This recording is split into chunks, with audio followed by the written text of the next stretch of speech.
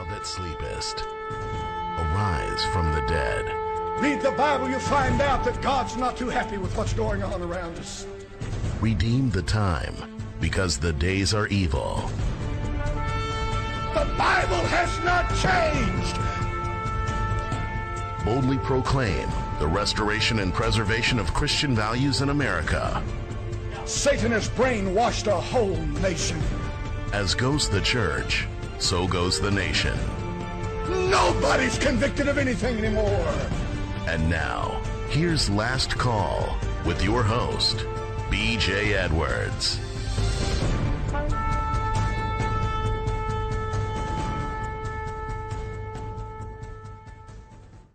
Morning, morning, morning. Lighting a candle, folks. That's what we're here for. Lighting a candle. Quit your complaining and start lighting the candle. I got a great guest this morning that's taking lemons and turning it into lemonade. Great points and really supporting our natural family movement. You're about to listen to 2 hours of opinion and entertainment supplied by Last Call Radio. We may have some new listeners this morning. Welcome aboard, and be sure to follow us on Rumble. We're not doctors, lawyers, politicians, professional journalists, nor either of us hold a doctorate degree in anything. Not that that would make any difference. Our opinion, of course. We only ask that you as an individual and or corporally not take our statements or those that we voice from others personal, nor do we recommend that you act on them as if they are facts, although they might very well be just that, facts, but our opinion again. You're not required to listen to, act on, or repeat anything that you hear today, and that any information or opinion we present is meant for the good of the order, and by no means intended to harm or threaten anyone. We live in a litigious society, folks. A litigious society. Good morning, Mr. Anderson. Good morning, panel. Good morning. Good morning. How you doing, brother? I know. Good morning for everybody. How am I doing? Trying to keep up. Yeah. Well, it's there's a lot. This is a wacky world, folks. A bizarro, wacky world. Going to go do a little headlines. I love this. We think about this. Herschel of Cracker Barrel took a week off, and the country went bonkers. Huh? Just went bonkers. And before I give the next headline, tell me what's wrong with this. Taylor Swift. Did you know that Taylor Swift was getting married? Did you know that? The millions of people that sign up for that. Maybe it's for relief. But the question is, should that be the headline? Really? I don't care about either one of those things. Yeah. Now. If they decide to start having children, yeah, we're going to talk about it, because that sends a message, a sorely needed message to the children in America. You just don't know what it's about until you've had children. You have no idea what life is about. I'm sorry. You could be a genius, but you don't know. Hey, I didn't know that Ashley Babbitt's military honors have been fully restored. I did not know that. That's good, but man, there's a lot of restoration that needs to happen with J6ers. Federal judge in Maine. Federal government can withhold medical funds for abortion providers. Huh? Government nuisance, blusters, borders are human, presses back. Embarrassment of the position he holds. They're going after Donald Trump. And he's doing exactly what Donald Trump is doing. That's putting more police. I didn't say I agreed with this. More police on the streets. And men are standing up and suing for their unborn babies. Woohoo! I like that one. Love it. You know, I talked about the police action that's happening now. New York, the Mayor Bowser says crime has decreased since Trump's federal law enforcement. That's Washington, D.C. Freudian slip. Sorry about that. Mayor Bowser says crime has decreased since Trump's federal law enforcement surge. Trump pushes crime bill with House and Senate GOP. Trump's unconstitutional actions are expanding presidential power, not public safety. Unconstitutional. You know, Muslims are very clear about their feelings when it comes to the Constitution, that they cannot honor it, will not honor it based on their religious beliefs. So I'm looking at this Trump's unconstitutional action, and I'm thinking, because of his efforts to suppress crime in America, Donald Trump is accused of flat out ignoring the Constitution, which I find curious because I thought he was a Christian and not a Muslim. FBI Director Kash Patel speaks out on the hate-filled ideology of Minneapolis school shooter, calling it a barbaric attack. As we continue to investigate yesterday's barbaric attack from Robert Westman, the male subject, our teams have gathered information and evidence demonstrating that this was an act of domestic terrorism motivated by a hate-filled ideology. Subject left multiple anti-Catholic, anti-religious references, both in his manifesto and written on his, children listen. They listen to the spiteful comments that both parties, both liberals and conservatives, are making towards one another. Listen to that, folks. Wow. Let's see. Gowdy claims that mass shootings are almost always carried out by young white males, has drawn widespread criticism. Now, think about this. There might be a pattern in these shootings. Uvalde shooter, Denver shooter, Georgia shooter, Nashville shooter, Colorado shooter, Aberdeen shooter, Minnesota shooter, Iowa shooter, Philadelphia shooter. I understand there might be one over in Massachusetts as well. They all have this in common. They are sexually confused. 4, 5, 6, 7, 8, 9, 10. 9 out of the 10 were trans, and the other one was gender fluid.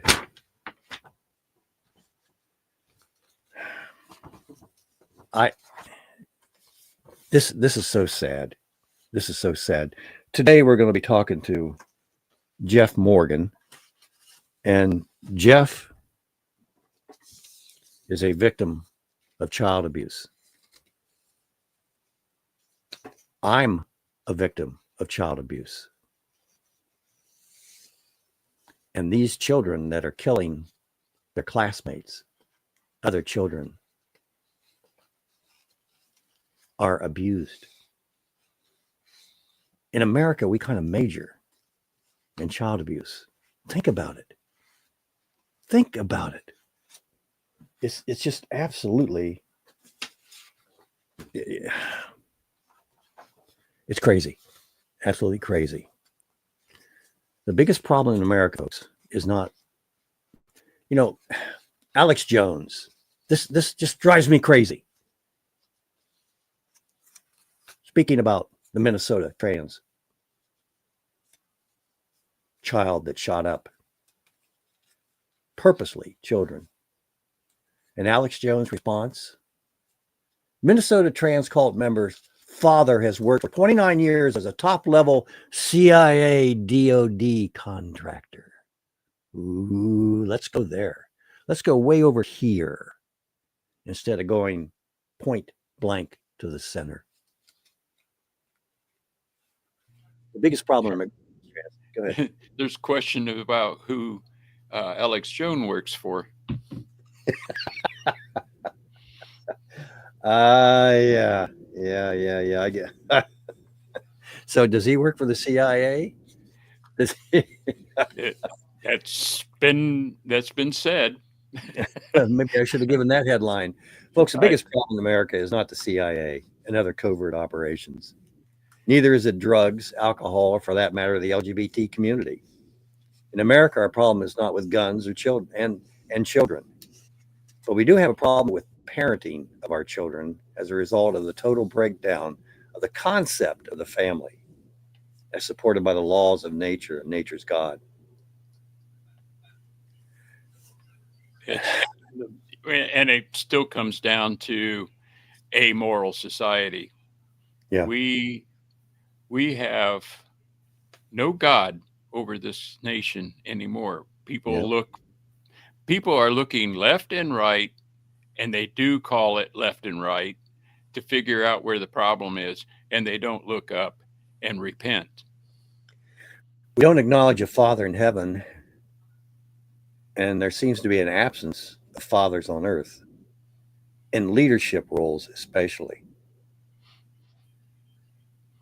Fathers who know the Father and follow, his program.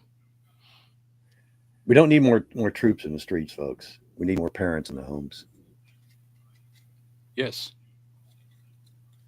If you get anything out of the program today, get that. We don't need more force. Those poor kids in Washington, D.C.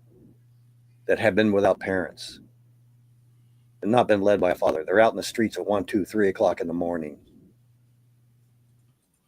Not only have they been abused, but now they're going to be put in jail. I'm not saying that at all. Stop. But I'm saying we need to look. You want to avoid this kind of an exercise? Do you want to avoid children being in jail? Then focus on the family. It's key. I guess Jeff is going to bring up some great points this morning in terms of how we're destroying the family through lawfare. You think of it in different terms a lot, but it's the family is a victim of lawfare. Judges are making decisions in terms of where children are going to go. Not what the children need, but where the children are going to go. Lack of support in the church as well, folks. Now, we gleefully ask our opponents, what is a woman? And then chuckle when they struggle with giving us an answer because they know what the answer is. Yet, we cannot definitively say what a family is and silently approve of the child abuse that happens when the first institution created for the benefit of man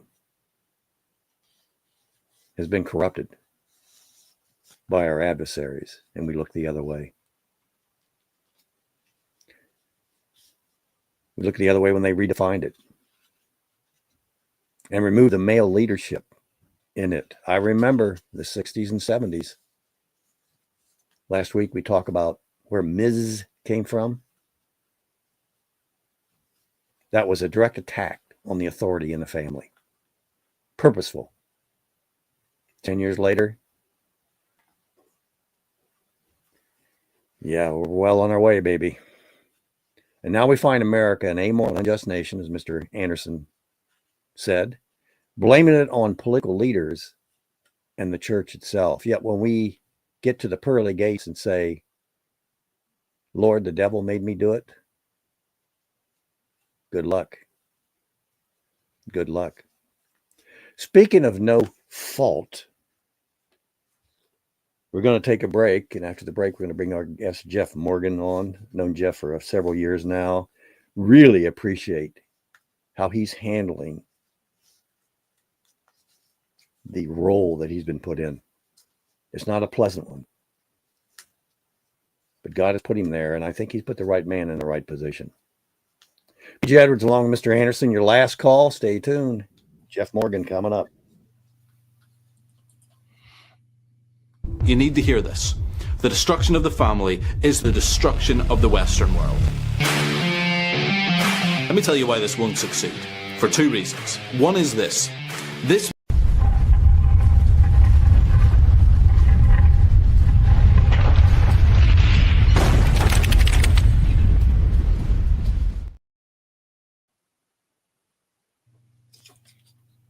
The introduction of no-fault divorce, allowing one person to end a marriage without demonstrating wrongdoing, has faced criticism.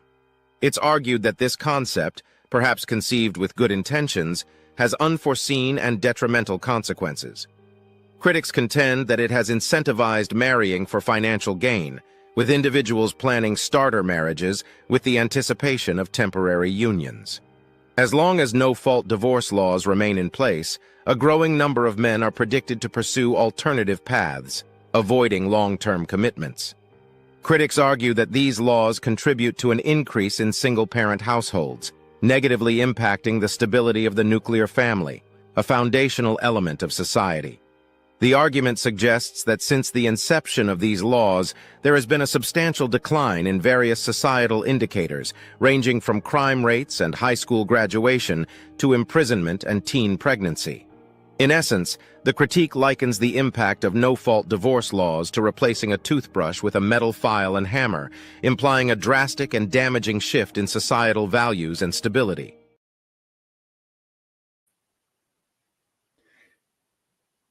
Welcome back. You want to destroy a family? You want to destroy a nation? Destroy a family. You want to destroy a family? Destroy marriage.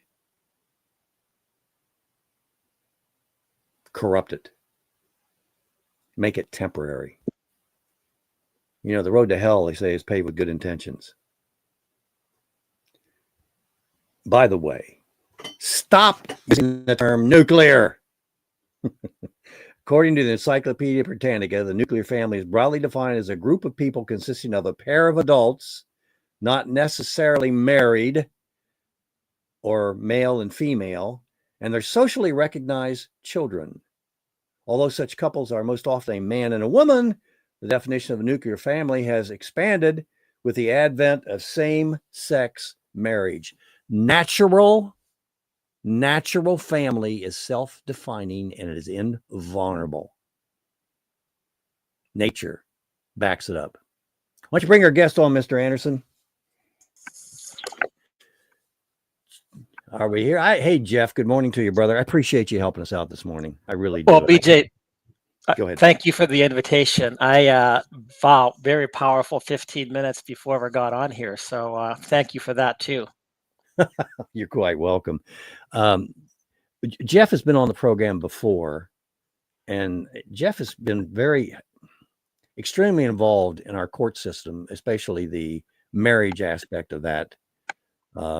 Jeff's wife was 25 years. You were married, Jeff? Is that correct? Yeah, it was 25 years. It was almost 25 years. Almost. Okay. First marriage, 25 years. And the wife files for divorce, no-fault divorce. And Jeff is going, wait a minute. Let's talk about this. And because of no-fault divorce, thank you, Ronald Reagan, he had no recourse.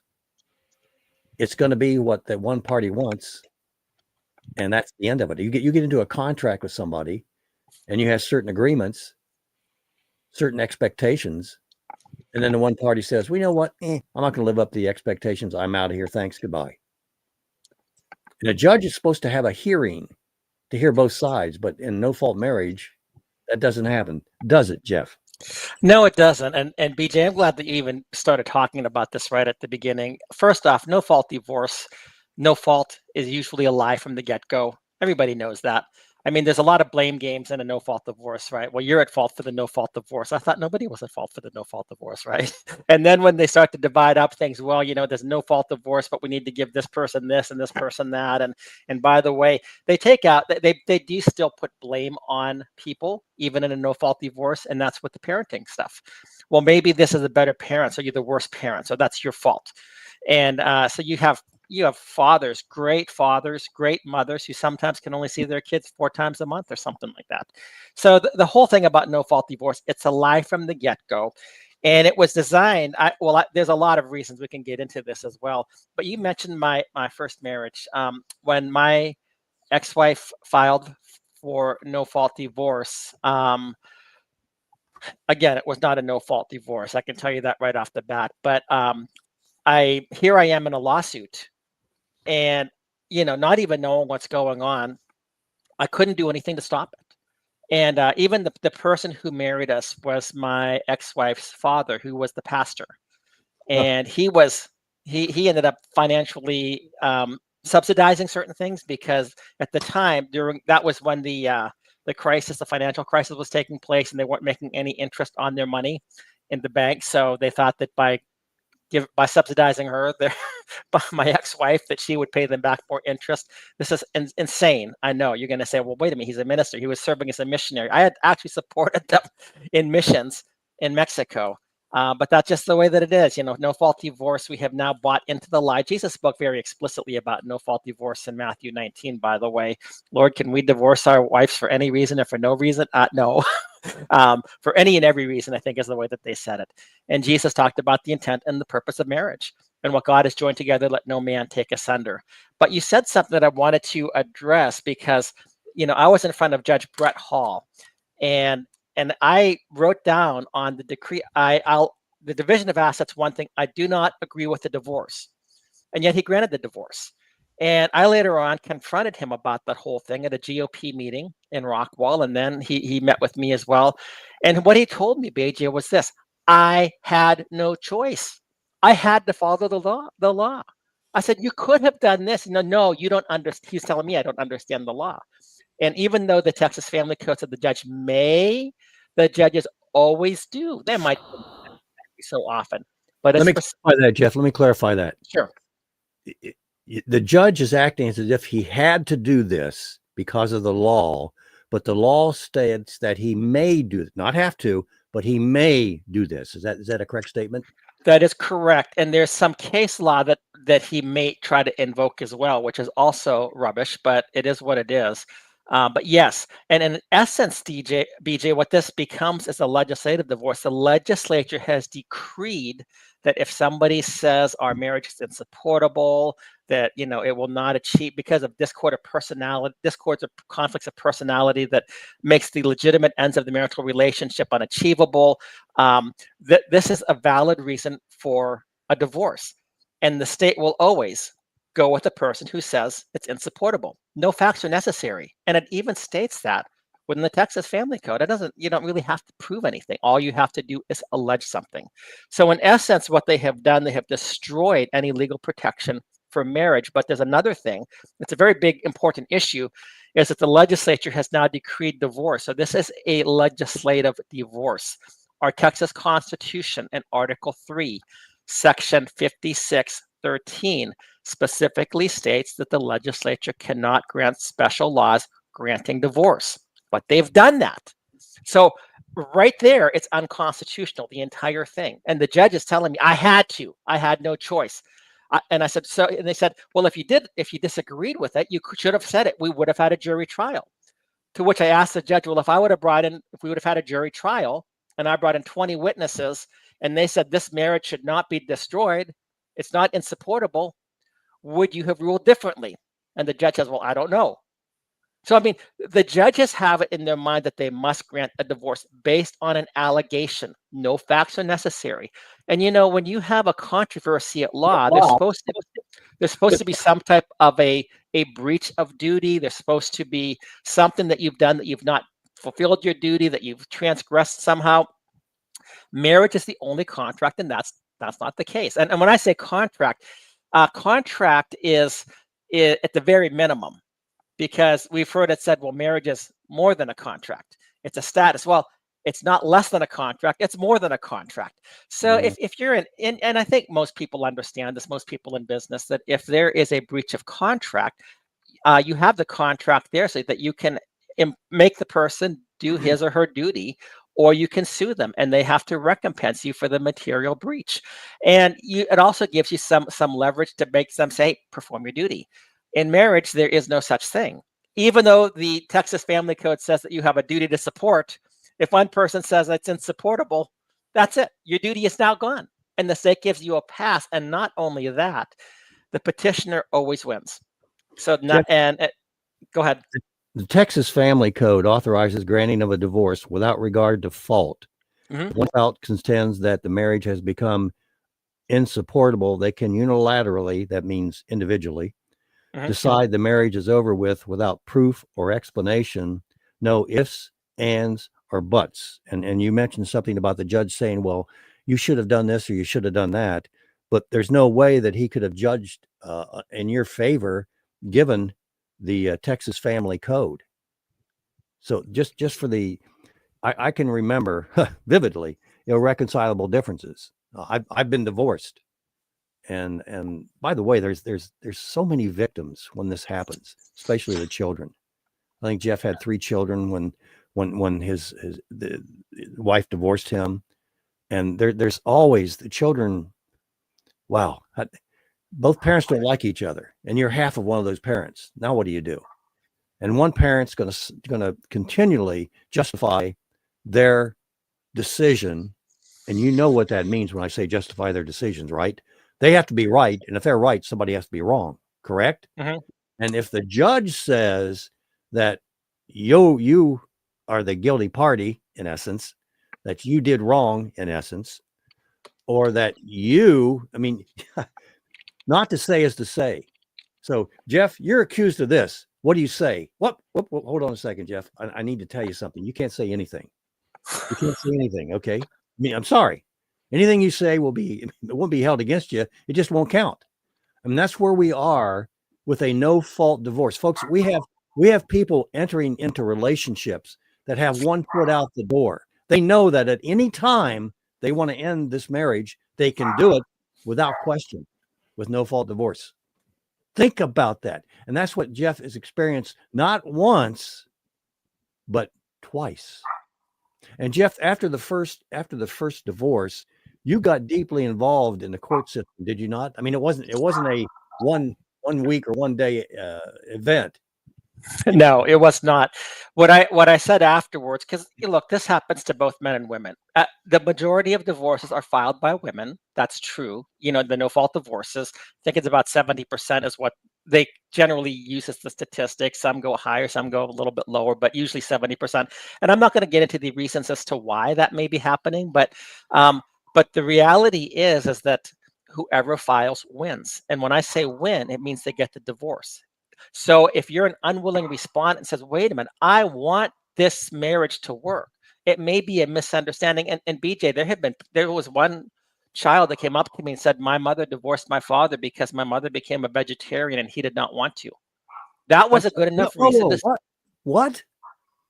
Yeah, there was a person who came up to me, and I'll get back into the efforts in just a moment, because during the course of my lobbying for these changes and everything, there was a person that came up to me and said, my parents got divorced. My mother divorced my father because she became a vegetarian and he did not want to.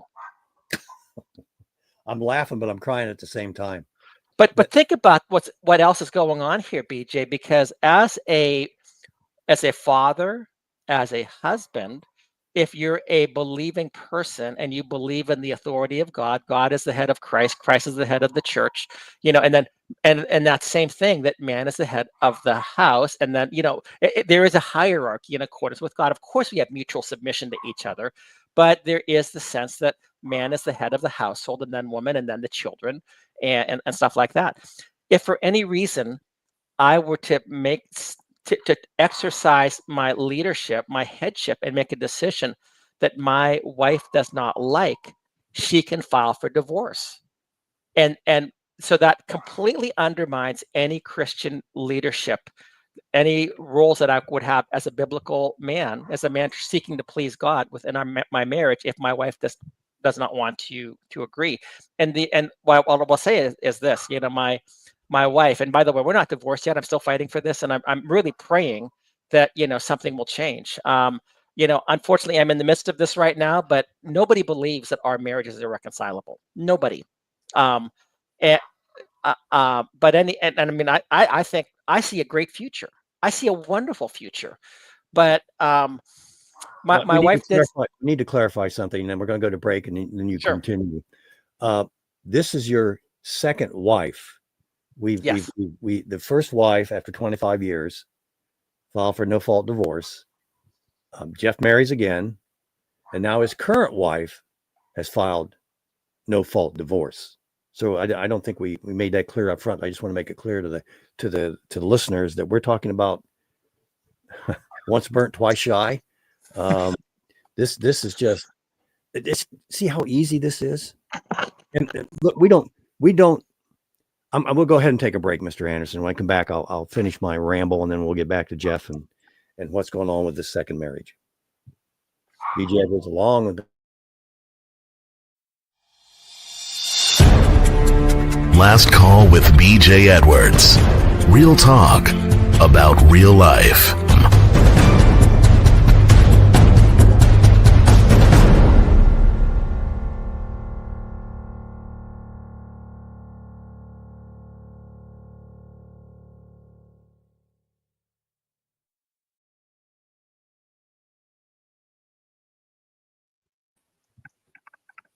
And we are back. BJ and Mr. Anderson, and we have Jeff and his dog with us this morning. Oh, you can hear the dog? Oh, yeah. Oh, yeah. Oh, I'm sorry. I can close the door if you want me to try to make that a little bit less. Go ahead and do that. Do that while Okay, I'm rambling great. a little bit. Folks, here's the issue with me, and this is really the issue with America. Marriage, family, relationships.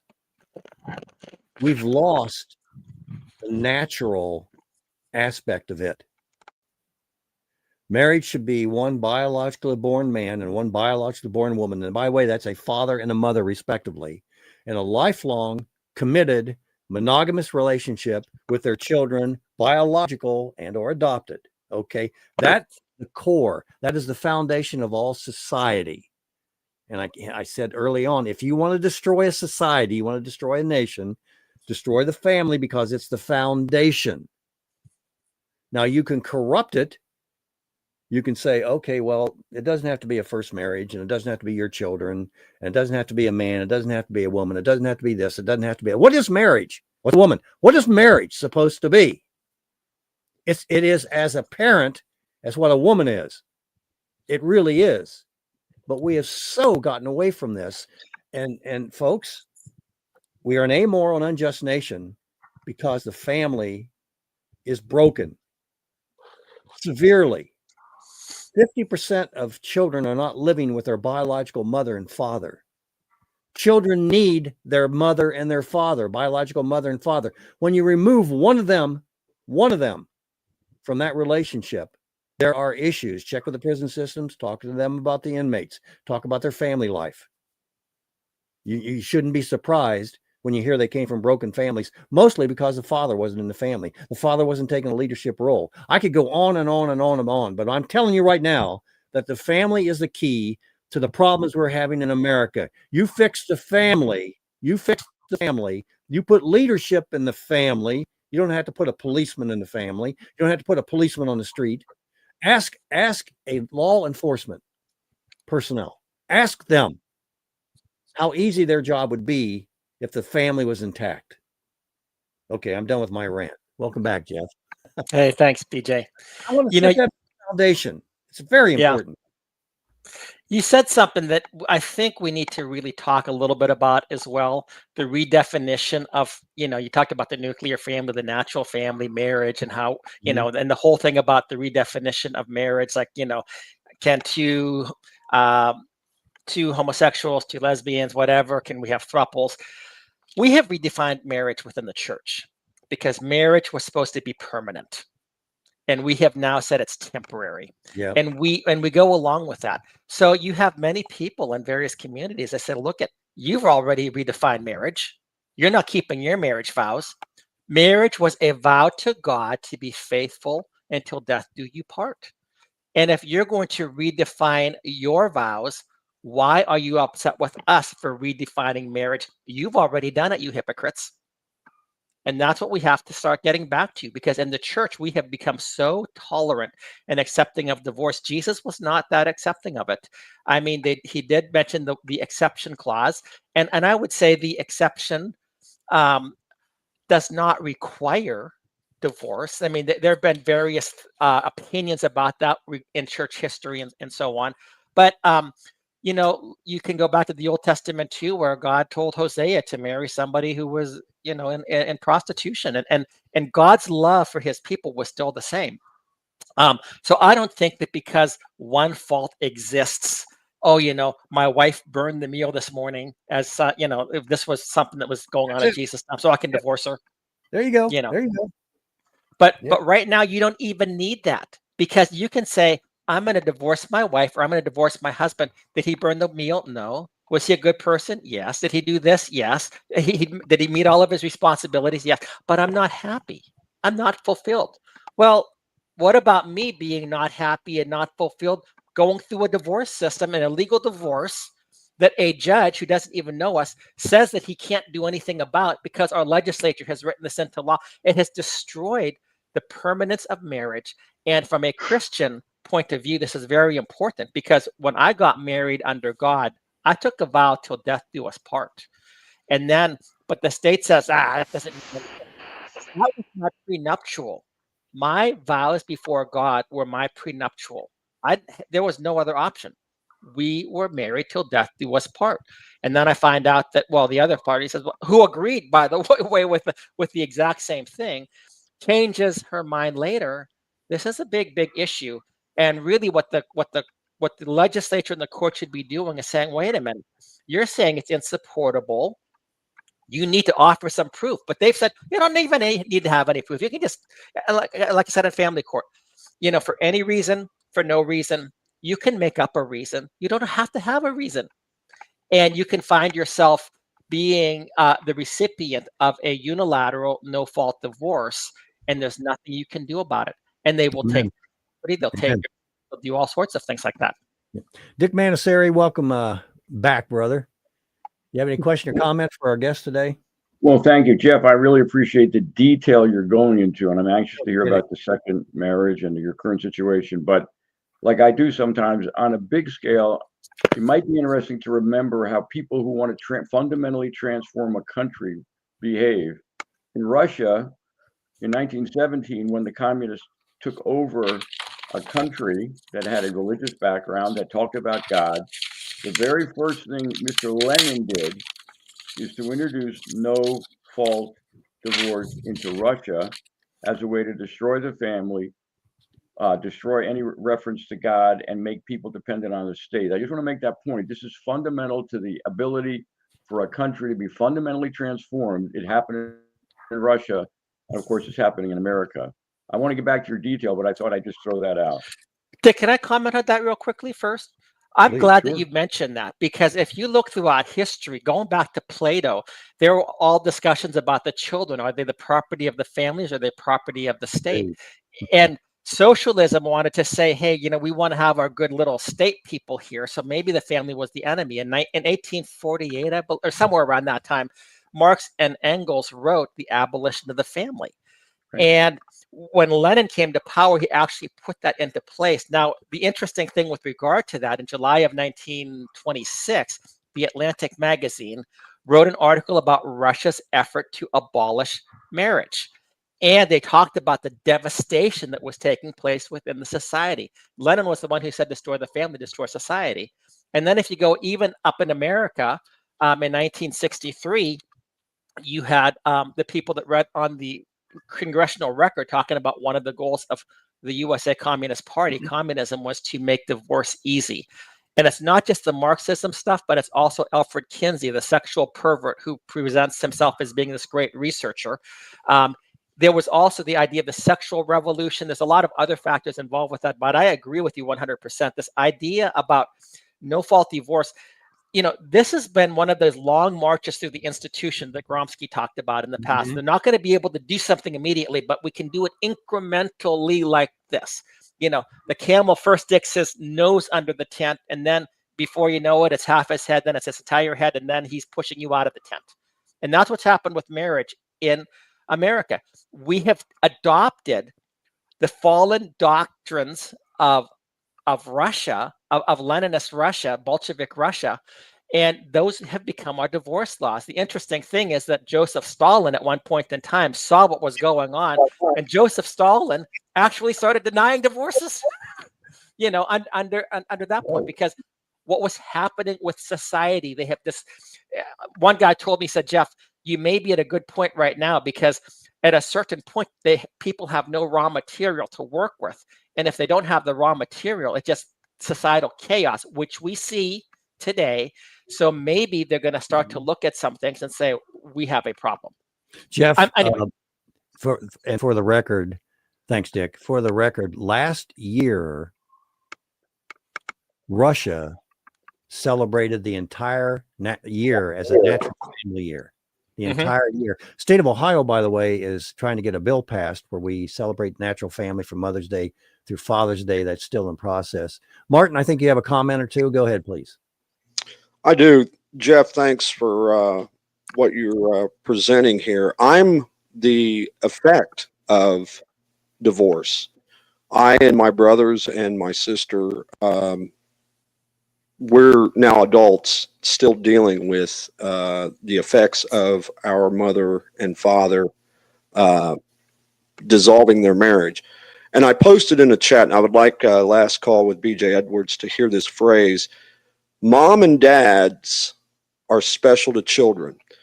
Children desire just two things: mom and dad to love each other, and mom and dad to love me. If we can provide that, then our foundation will be solid.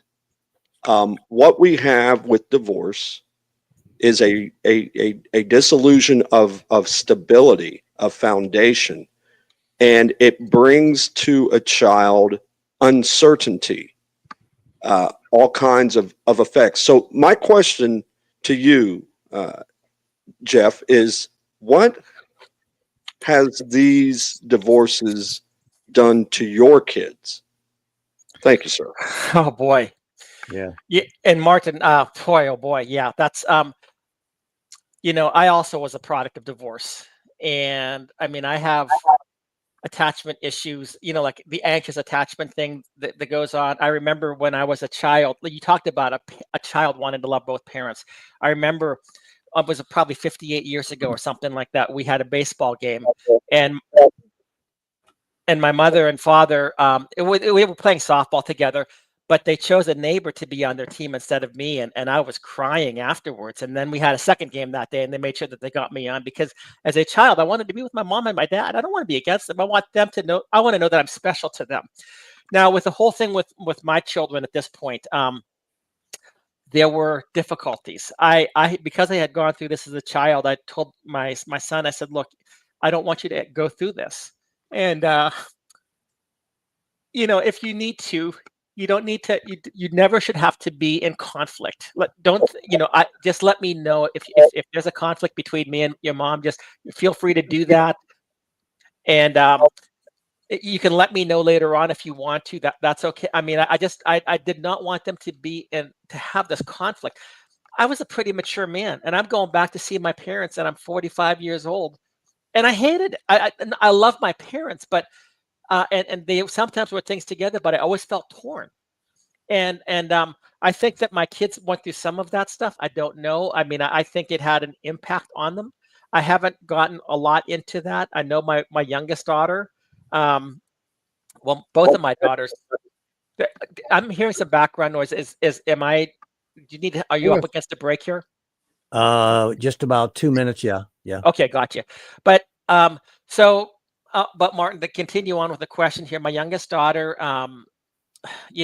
she has four kids. I haven't seen my grandkids for almost 10, 11 years right now for the most part. And I was the one who was babysitting them, who was taking care of them. And they were able to frame things in such a way that they made me a subject of a no-fault divorce, the one who caused the no-fault divorce. I'm like, what are you talking about? And my other daughter, we've reestablished the relationship there. And I mean, she's got 4 kids, and Grandparents' Day is coming up on Thursday, and she's like, "Can you come to this?" Absolutely, I'll be there. And Martin, I was about a year ago. I was in the driveway, and it was like was getting out of the car, and God spoke to me. He's like, "Jeff, you've been fighting for grandparents' rights for so long. Be a grandparent." And I'm like, "Okay, that's all I want to do. Be a grandparent to my grandkids." And my son is going to be here this weekend, and he actually reached out to me one time. Probably a lot of the stuff that some of the relationship that's been resolved has been because my son. because I'm going through this stuff and I'm feeling alienated and everything else. And it's hard when you're being hurt, and hurt people can do things that are hurtful, even to your kids. But fortunately, he reached out to me, and he said, Dad, I really want you in my life. Maybe I've approached this the wrong way. And I'm like, great. That's all I want. I want to be in my kids' lives after having been excluded from them for the most part for 5, 6, 7 years. And of course, during that time, you don't get everything right. I mean, you're trying to figure out what happened and how unjust the system is. And that's also when I was trying to make legislative changes and everything else. So I can't tell you what all has gone on in their lives. I can't tell you that I have 4 grandchildren that I haven't seen. 2 of them don't, I don't even know if they know who I am anymore. And for 2 of them, I was their primary caretaker. We're going to take a break, and when we come back, Norm Davis he's doing a lot of counseling, a lot of marriage counseling, and love to hear his comments on this. And I'll comment on my personal experience as well. Thank you, Martin. B.J. Edwards along with Mr. Anderson. This is your last call, Labor Day special edition.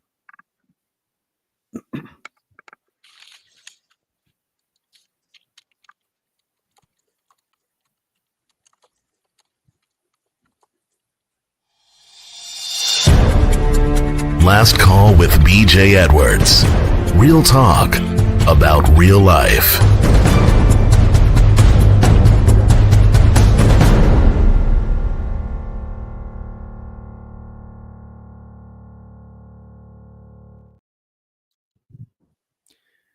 And we are back. Our guest, Jeff Morgan. Jeff, men and women are both born with emotions. No, guys are supposed to be tough and not show them, okay? But the toughest men I know have those emotions. Mm-hmm. Every now and then they're going to come out. And it means a lot when you see that. An awful lot. I mentioned that I've been divorced. It's this marriage should be about the children, not about your feelings. It should be about the children. And if you do have irreconcilable differences, if it does happen, I mean, if it's outside of even biblical says if the spouse is being abused, then yeah, okay, we have an out here. But other than that, deal with it, work with it. That individual, I've gone on 47 years of marriage now, and I'm not as pretty as I used to be. It's hard to believe, but I'm not. Okay, I'm not as agile as I used to be. I don't get around like I'm not able to do that. I'm forgetful. Yada yada yada yada. Okay, but listen, this is a lifelong commitment. Your Creator has made a commitment to you, and He expects you to make commitments to others, especially when it comes to marriage and the family. And I've been divorced. It was no fault divorce was just getting there, but it was irreconcilable differences. And up until I think 2 years ago, I had 2 granddaughters that I had never met, and they're 22 and 24 respectively. Wow. And that's something you can't think about on a daily basis, but something that bothers you on a daily basis, whether you think you're thinking about it or not. They are part of you. And this isn't about me or about you, Jeff. This is about that child. How are they feeling? They can't afford to have feelings towards you, right? Because, well, you're either the bad guy, bad spouse, or you don't care about them. You don't try to reach them, although you've been trying to, but to no avail. But they don't know that. But there's something when a child or a grandchild doesn't have that mother or father or grandmother or grandfather in their life and they still exist, that's not good. That is not good. And think about the message it sends to that child. And like we have almost a 50% divorce rate. What should that child expect when they get married? I see why there's a no fault divorce. No fault. I'm rambling on. I'm going to bring Norm Davis in. Norm, thank you. Questions or comments for our guest, Jeff? Well, first off, BJ, can we have an all-day show on this subject?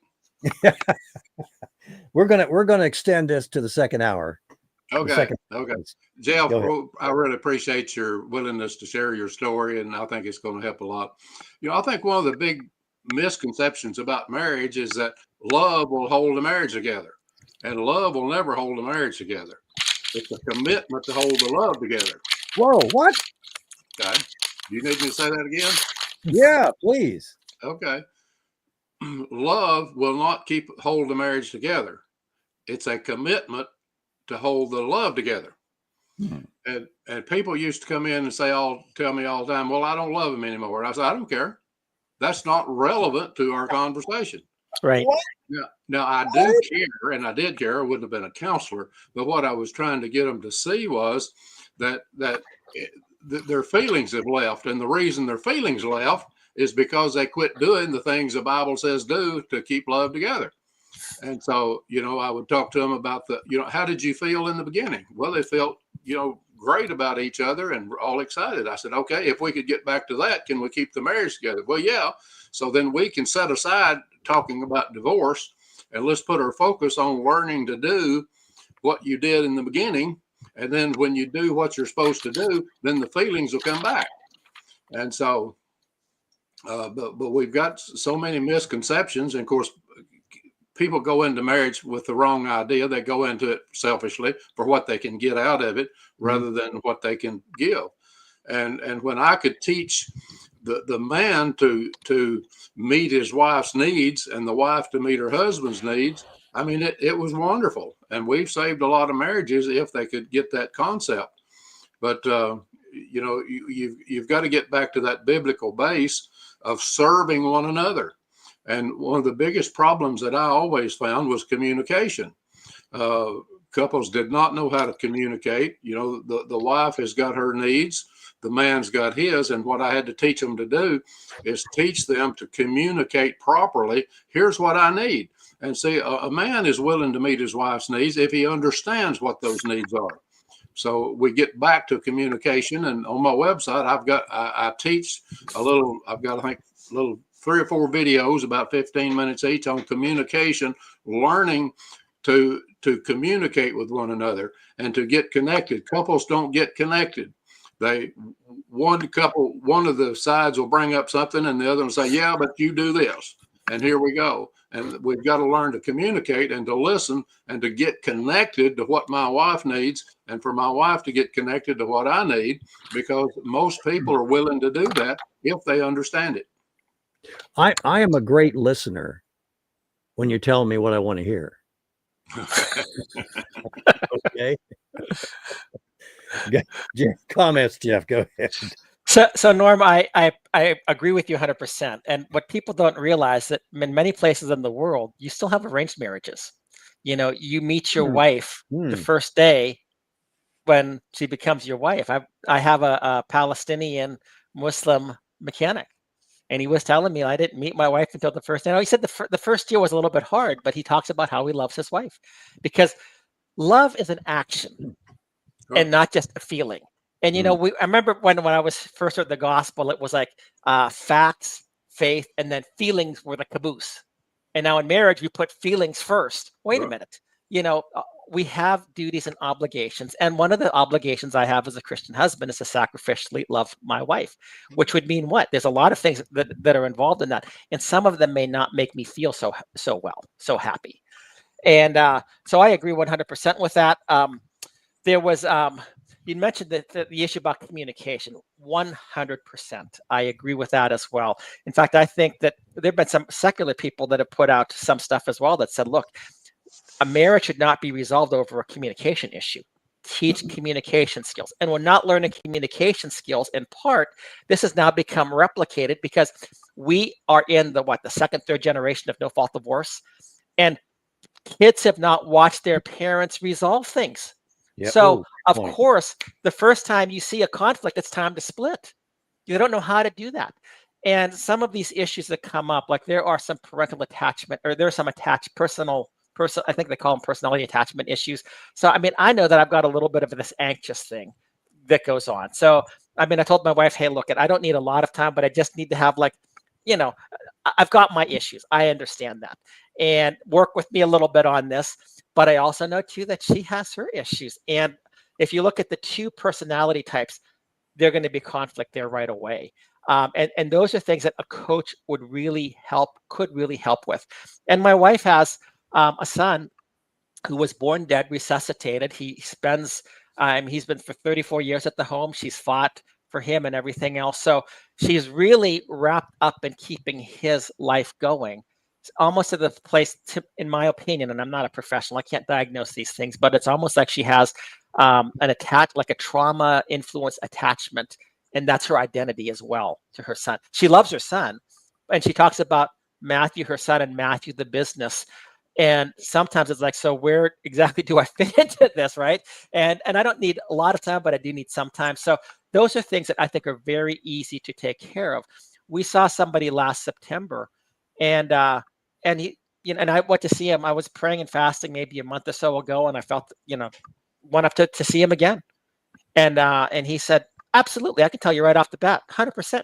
There's no divorce that should take place here. Well, I can speak this perfectly. I know this. But the thing is that will somebody continue to work with that?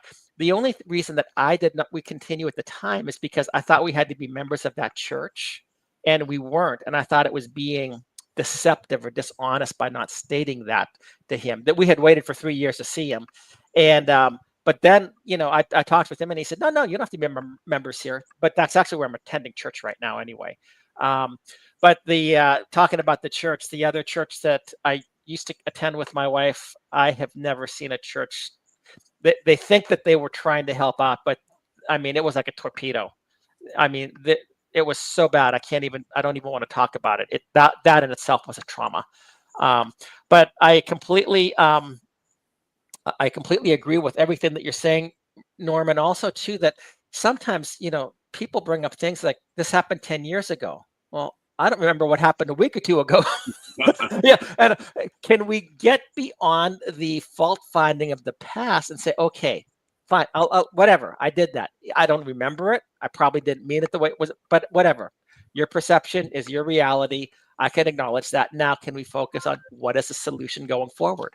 And what I found was very interesting. I remember I took this one class in nuclear warfare, and Russia and the USA came to the brink of nuclear war about a dozen times, and they averted it. How did they do that? And then they started to develop they had back channels. They had people that just refused to obey orders.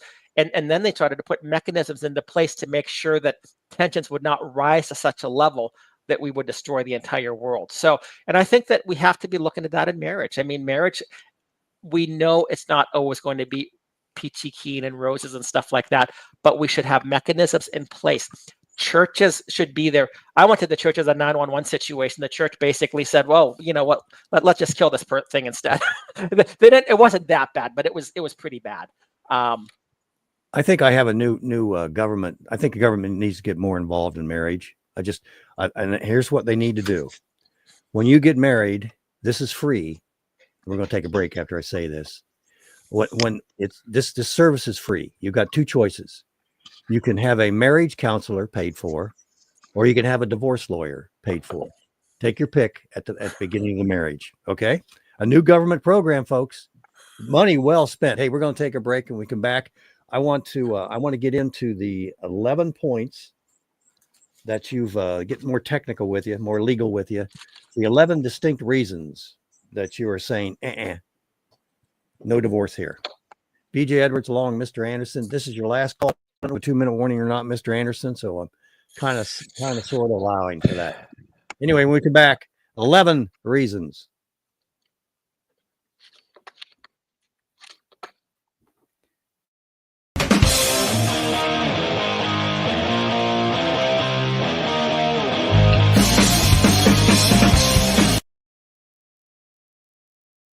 Find everything you need today? Yeah. Great. Okay. Oh, God. No. Everything okay, ma'am? It's just that you've only scanned a few items and it's already $60. I'm so scared. Okay, I'm a trained professional, ma'am. I've scanned a lot of groceries. I need you to stay with me. It's just that my in-laws are in town and they want a charcuterie board. Well, this isn't going to be easy, so I need you to be brave, all right? What's your name? Patricia. Tricia, all right. I need you to take a deep breath. We're about to do the cheese. Oh my God! The numbers are going up so fast! Why do we have to be at Balderson's house? Don't look up there. It only makes it worse. Keep your eyes on me, okay? Can't you just scan something less expensive? I can, but let's not forget, it's the little things that add up, all right? Now brace yourself. I'm about to do the mixed nuts. Oh my God, I'm gonna pass out! Okay, bite down on this, Patricia. Get ready. I'm going to do the cured meats. Oh, no, stop! I can't do this anymore! It's too late. There's a line behind you, okay? You're locked in. I'm not strong enough. I know it looks like a lot right now, but I promise you, you're going to get home and you're going to wonder, what did I even buy?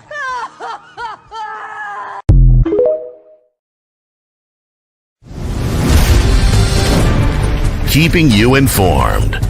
This is Last Call with BJ Edwards.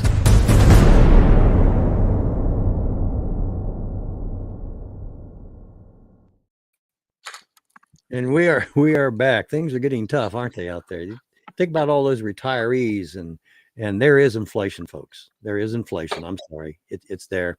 You know, I want to get into Jeff. Jeff, married 25 years, hit with no fault divorce. Bang. Married again, facing again no fault divorce. He's stayed with the court system after his initial assail by the government, by the court system, and has learned a lot, an awful lot. Now, one of the questions I may ask you, Jeff, is why are you choosing to represent yourself? But also, what are don't give me the 11 distinct reasons. Give me 4 or 5 distinct reasons that this isn't going to work. So first off, why am I representing myself? I don't know that I'm going to get an attorney that would represent us at the same time. This is a direct constitutional challenge to the the statute as it is written. And if we win this, the divorce industry will be decimated. I'm not going to say it's going to be crippled largely. And but anyway, so the very first thing you have to say, BJ, is that the general test for standing in Texas requires that there be a real controversy between the parties, which will actually be determined by the judicial declaration sought. There is no controversy. Insupportability is a conclusion of law. It's not the facts behind it. There were no facts given as to why the marriage was insupportable. In fact, it very specifically says there's no protective order. No protective order is anticipated. We're going to come to an amicable agreement about the division of property. But it does not say that I disagree with a divorce. I am a religious man. I took a covenant to God. My wife took the same covenant. So, and yet the state, a judge can come in and the state can declare my marriage void, dissolve it. I do not believe that that's anything that the state should have authority in. But like I said, so the first reason is that there's really no legally cognizable cause of action. Under every cause of action in Texas law, it must contain 3 essential elements: a legal duty owed by the defendant to the plaintiff, okay, a breach of that duty, okay, and damages or injury proximately caused by that breach. If there's no legal duty, then I breached. So why is the court even involved at all? And the court is giving me these orders as if, these are the temporary orders. I am a legally innocent person with no charges brought against me, and insupportability throughout the states has been determined to be like a subjective state of mind. So because of your subjective state of mind, the state's going to put orders upon me. I think that's a huge violation of my constitutional rights as well. So there's no cognizable action on which the court should act. Therefore, the judge has no subject matter jurisdiction. That's the first thing. That's why we're saying that they need to have a motion to dismiss. Well, that's why we gave the motion to dismiss, because there's no subject matter jurisdiction. The second thing, well, it hasn't been ruled upon yet. Okay. But the second thing is that it violates the speech clause through viewpoint discrimination. And this is going to be something that probably most people haven't heard about. Viewpoint discrimination is an egregious form of content discrimination. And what has happened is that when somebody says, right now it's coming down to viewpoint versus viewpoint. My wife says, well, this marriage is insupportable. I've written an affidavit and had it signed and everything else and said, I don't agree with this. Our marriage is very much redeemable and viable and everything else. And I wrote to her attorneys. I said, we both believe that God hates divorce. Nobody agrees with this. So this is my particular, my not just my viewpoint, but it is my complete faith and knowledge. This is my perspective. But the state will always take the side of the person who expresses the state-approved viewpoint of insupportability. As soon as you mention insupportability, it's done. Well, wait a minute. I have a different viewpoint. It's viewpoint versus viewpoint. And that becomes discriminatory against me and any respondent spouse who wants to say, I don't agree. And the state says, doesn't make a difference. And the state can regulate conduct, but they can't regulate opinion, and they can't regulate free speech. Is there prejudice here? Oh, absolutely. It's discriminatory. And it's structural and it's systemic. That's why at this point, by challenging it in this way, it not just benefits me individually, it benefits every respondent spouse who disagrees with the allegations made under 6.001, which is, I believe, completely unconstitutional. And an unconstitutional statute actually gives no authority to the judge. There's nothing, it's as if the statute doesn't exist. Okay, motive to dismiss, free speech, viewpoint discrimination. What else? Right. It also eliminates all meaningful defenses. So marital, and it's interesting you talked about Obergefell a little bit today, because under Obergefell, and that was the thing that, so-called, we have to. Love this. But what Justice Kennedy said is that marital status affects a, quote, constellation of benefits. And we cannot deny this constellation of benefits to people simply because they're the same sex. That's what his argument was. We can't do that. And, at a federal level, there's over 1,100 benefits that you receive by the marital status. At a state level, there are probably hundreds more.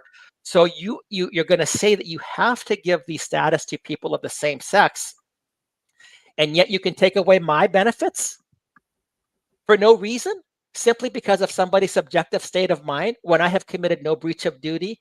This is very egregious, and that there's no defense against it, because in a divorce lawsuit, and it's a lawsuit, it's not a divorce process, it's a lawsuit, there is no meaningful defense. The petitioner always wins. Let me walk this out a little bit, maybe help a little bit. People that are divorced, anybody, not just you, but anybody that's divorced is not entitled to this constellation of benefits. In other words, if I want to file my income taxes, I'm married. Okay. Yeah. I can't do that anymore. Well, but right. unless you're gay, then you can be married and it's okay. So we're discriminating. I'm being a little facetious, but I'm also trying to make a point at the same time.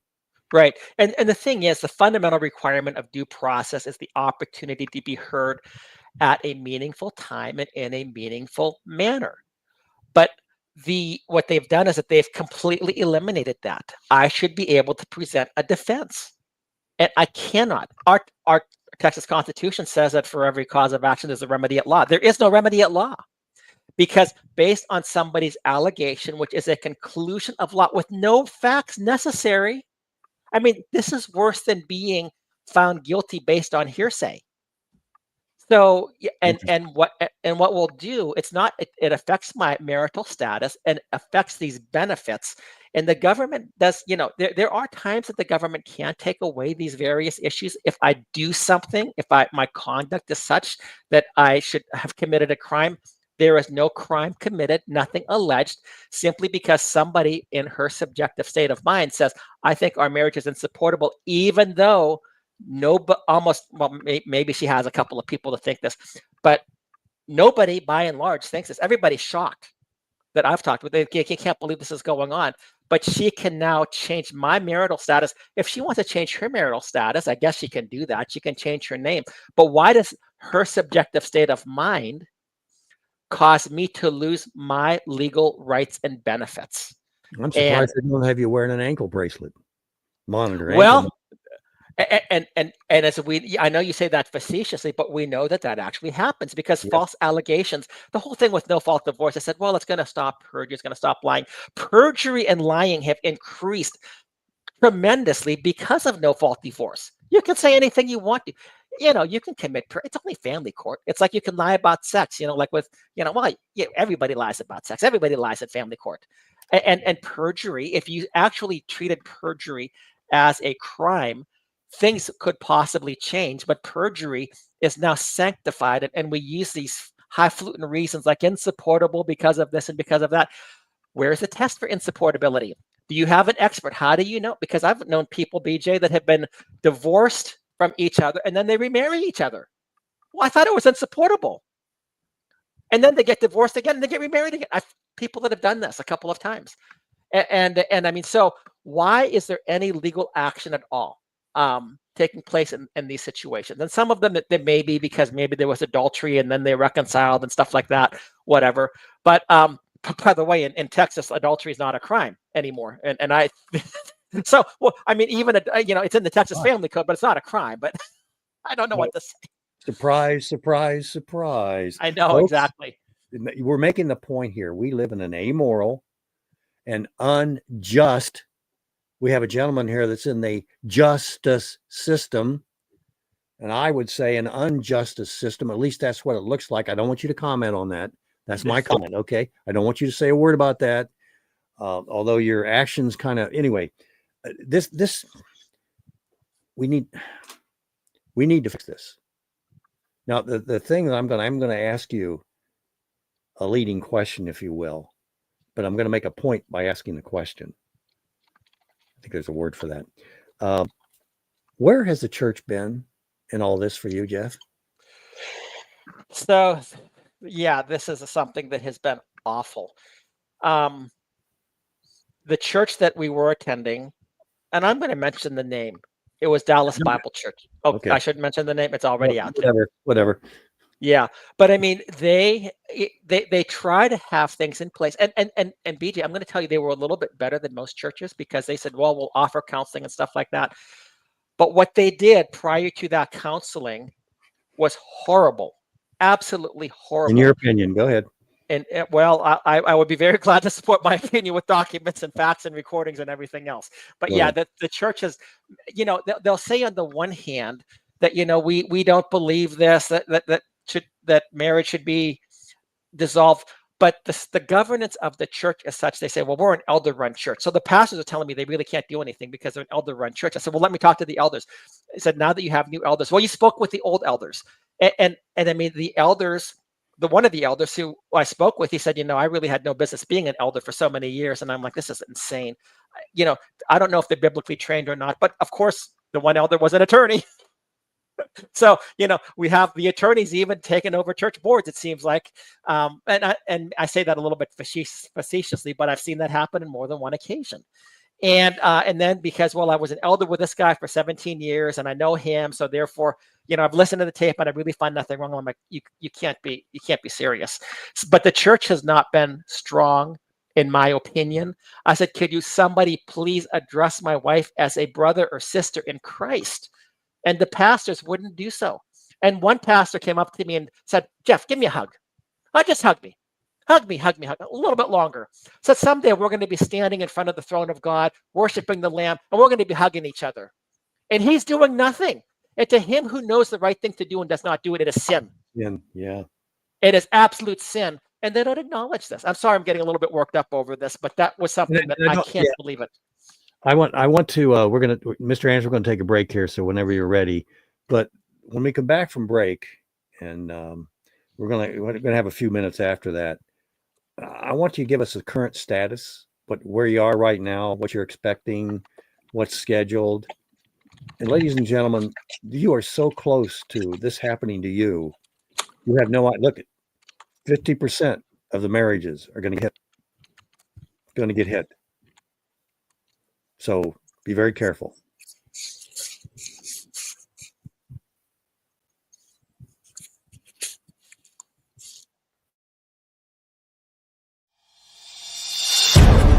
Faith, discussion, and so much more. Last Call with BJ Edwards.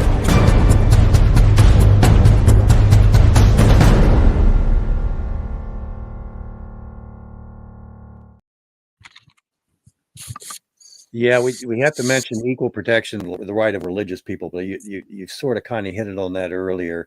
So cover that real quick if you can Sure. again. And So, then yeah. In addition to the equal protection clause requires that similarly situated people be treated alike. And under the divorce proceedings that were going on, we have identical legal rights and obligations. I haven't alleged anything, and she has not alleged anything. Neither spouse has alleged the violation of any rights, duties, or obligations of the marital contract. The only difference is a subjective belief about whether the marriage should continue. So that's another aspect about that whole thing right there. And again, the petitioner always wins. The respondent always loses. That's basically the way that the whole thing works. There is in our Texas Family Code, in our Texas Constitution, we have the rights of conscience, that the state cannot take certain actions against you if it would violate your religious conscience. And this was actually argued by Justice Kem Thompson Frost in 2001, stating that you cannot square the 6.001 of the Texas Family Code with Texas jurisprudence. It violates the Texas Constitution's strong guarantee of freedom from state control or interference in matters of religious conscience. I entered this marriage under a vow with a covenant with God, a vow to God, and the state is not allowed to really interfere with that. In addition, there's also the Texas Religious Freedom Restoration Act, which provides both individual protection and structural limitations on legislative power. So basically, that renders the 6.001 unconstitutional. The way that our text and this is codified in the Texas Government Code, I think it's 110.003. I may have it right. 110.003, but it prohibits the government from substantially burdening religious exercise unless the burden, one, is in furtherance of a compelling governmental interest, and two, it must be the least restrictive means of furthering that compelling governmental interest. So this is upon the state to prove why a forced divorce, a mandatory divorce against me, is somehow furthers a compelling government interest when there's no allegations of anything against each other. What they're doing is they're taking a viewpoint, or they're redefining the legitimate ends of the marital relationship, which also is a religious question, which the courts can't even touch. Anyway, I'll stop right there because I could go on and on about some of these things, but we do have 11 such arguments in there, and I think that they're all pretty good. I think Martin wants a comment on the religious aspect. Go ahead, Martin. Thank you, BJ. And this is to anyone and everyone who claims to be a Christian. This is straight from our guidebook, the Holy Bible. This is Ecclesiastes chapter 5, verses 4-7. Hear the word of God.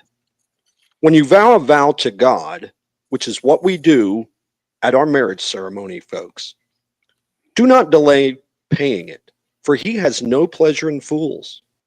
Pay what you vow. It is better that you should not vow than that you should vow and not pay. Let not your mouth lead you into sin. That's verse 6. Let not your mouth lead you into sin, and do not say before the messenger that it was a mistake. Why should God be angry at your voice and destroy the work of your hands? For when dreams increase and words grow many, there is vanity. But God is the one you must fear. This is something that I did not hear even at my own wedding, BJ and Jeff. And I wonder if anyone else watching Last Call today, or when they are watching this, heard that from their pastor. The problem is that needs to be addressed is that we take a vow before God when we say to our wives, if we're male, we say to our husbands, if we're the bride, the female, till death do I part from this bride or this husband. We take a vow before God. You know that when we do that, God is listening and he's going to keep us to that. So I want to say in fear myself, because I am divorced as well, but I have decided I will not remarry. You know why? Because of that verse right there. I broke the vow to my wife but I will not break the vow where I said, until death do us part. So I'm remaining celibate, hoping for a reconciliation between my bride on November the 22nd, 2002, will be restored by God. If I'm remarried, that'll never happen, will it? So these are things we must keep in mind when we think, let's get married. If you're going to get married, folks, remember, if you count yourself Christian and you are a follower of the Jesus Christ of the Bible, this is what we're putting ourselves into, a covenant relationship with both our spouse, but also Almighty God. And I just want to pray over anyone who is going through issues in their marriage. Please seek help, as Jeff has. And pastors, provide ministries for your congregations. For crying out loud, the outside world is laughing at us when we have within our own selves a 51% divorce rate in the church. If the world is laughing at us, how much more our Father in heaven? Thanks, Martin. Thanks. It'd be interesting if we had, when a couple's thinking about getting a divorce, that we have a jury trial headed up by a pastor and then various family members from both sides. I think it would be a very, very interesting exercise. Go ahead and close this out, Jeff. Yeah, and BJ, it's interesting that you say that, because there's a church here in Dallas, Pastor Tony Evans. Now he's out of the ministry right now, but I think he's coming back in. I hope so anyway. But my understanding is in their church, and somebody wrote to me about this, because not only did they have church courts that they would hear what was going on and weigh the evidence, and they might grant a permission for a divorce or something, but they also, I believe in their membership, that if you're married, you have to commit to doing some type of marital counseling before you would do a divorce. You'd have to go, there's got to be, because marriage is the representation of Christ's love for the church. And, as Norm talked about a little bit earlier, I mean, God was in Christ reconciling the world to himself. Our marriage should be a marriage of reconciliation. We're not going to be sinless. We're going to do things that are going to hurt each other. Maybe intentionally, maybe unintentionally. Usually unintentionally, but that we just get a little bit ruffled about or whatever. But reconciliation is the message that we are preaching. Be reconciled to God. God is reaching out to you through us, his people, and in many different ways. And in marriage, that's what we should be looking at. We are the reconcilers of each other. It's very hypocritical to say that that you're preaching this gospel when you're not living it. So, and then, to go back even with Martin talking about Ecclesiastes, in Malachi chapter 2, because in the Jewish Old Testament, only a man could divorce his wife. A wife had no right to divorce her husband. And I've even heard some Jewish women say today, well, if you don't want to go through divorce, become a Jew, because that way, because your wife can't divorce you. That's what she said. Now, I don't know if that works or not. But Malachi says this. It says that, to the man, for the man who does not love his wife but divorces her, says the Lord, the God of Israel, covers his garment with violence, says the Lord of hosts. So guard yourself in spirit and do not be faithless. That whole idea about guarding, about covering yourself in violence. I remember reading quite some time ago, and I don't know the Hebrew well enough, but the imagery was almost like you are shedding blood. That you are, and it's not just your blood, it's your wife's blood.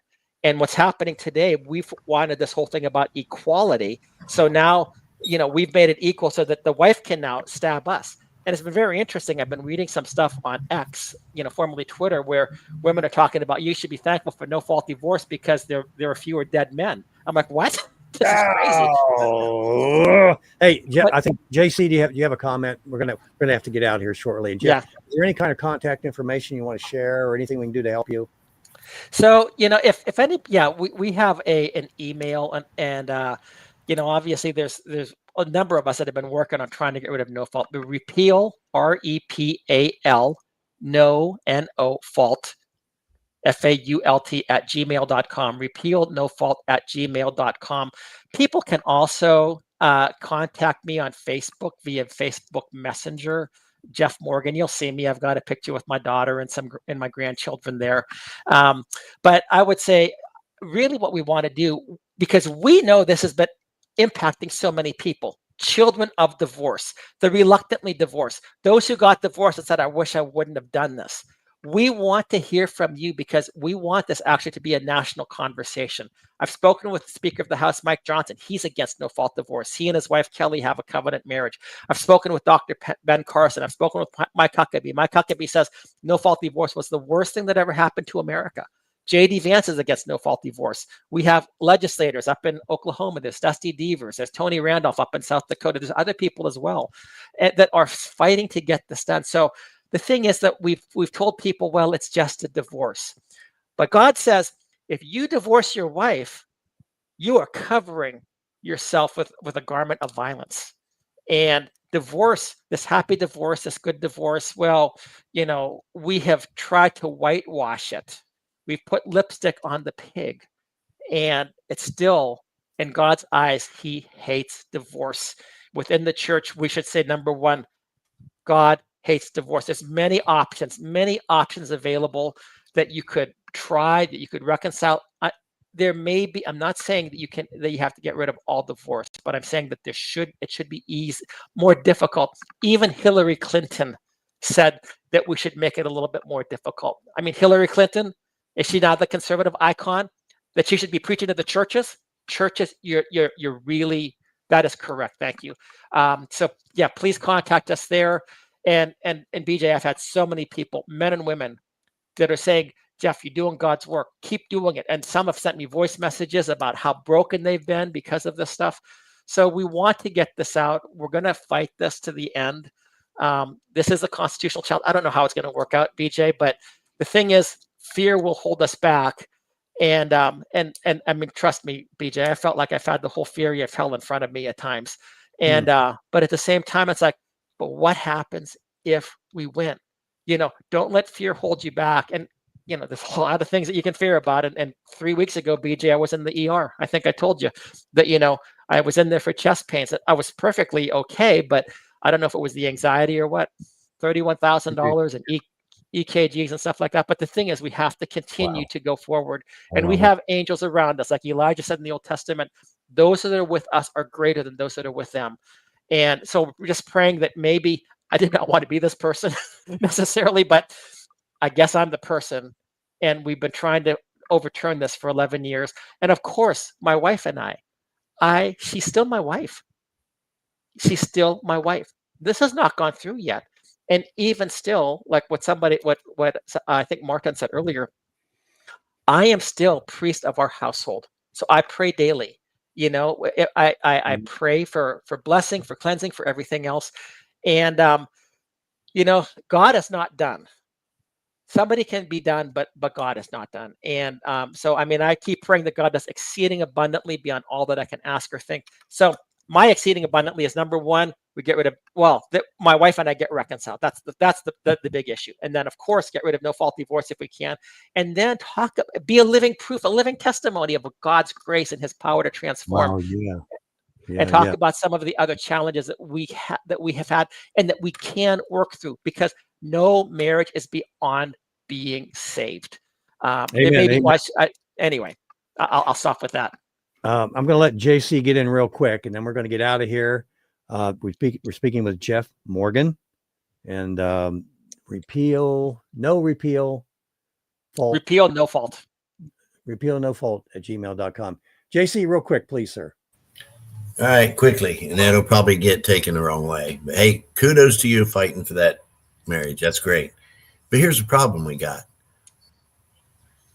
In America, we've got everything screwed up. We got 2 girls marrying. We got 2 boys marrying. We got transgenders in the schools. We got ungodly country. Our politicians are corrupt. They're all blowhards. They speak out of both sides of their mouth. All of them. Every one. And Republicans know what the Democrats have been doing for 40, 50 years. They've let them get away with it. We keep all these battles we have. I'm just I am so sick of this right now. Like with all this trans stuff going on, these kids are being destroyed. They're never going to grow up to get married. If they are, they're going to marry another dude's going to marry a dude. And it's like, it's just snowballing. I talked to 2 preachers last night. We're having a tent meeting. So I go talk to both preachers. And then one of the guys with Revive Ohio is doing street ministry. I asked them all 3 the question, what are we going to do about this trans thing and our kids being destroyed? Nobody even had an answer. But we sit under the tent. Yeah, we sit under the tent and preach another message, just another sermon, and it nothing to do with stuff that's going on in society. We've heard these stories. We have an ideological divorce happening in America, a separation, ideological separation happening in America. And I'm going to leave our audience with this. As in relationships, and I know this is going to be difficult because we're very, very much trained to find fault and to accentuate that and accentuate the fault of the fault of the fault. With regards to your relationships with others, be they allies or be they even the enemy, find something you like about them to start with and stop the hate. Yeah. Just do your job and show America that you're the one that is trying to be positive. Instead of criticizing your enemy, if you will. Yep. If you can't say something nice about them, then say, what is your suggestion? Or even make a suggestion. Well, would this be something that instead of just cauterizing that hate that we have in America, which is affecting, by the way, the marriages. Jeff, I want to appreciate you. Jeff, I appreciate what you're doing. Keep us in touch, and I know you will. Yeah. Godspeed. And Mr. Anderson, get us out of here. JR? Hey, BJ, just I wanted to say again, please pray for us. I mean, I hope, it's an emotional thing right now, but there's nothing that I want more. I love my wife. She's had some difficulties, but just please keep us in your prayers. Already in prayer. Thank you so much. Thank you. Thanks, JR, we've divorced God in this country. Yeah, we took him to the divorce court. You know what I mean? Separation. See you, brother. Separation. You better hope he doesn't get into this no fault business. BJ Edwards, along with Mr. Anderson. This has been your last call, folks. That would be done. Thanks so much. Join us next week for Last Call with BJ Edwards.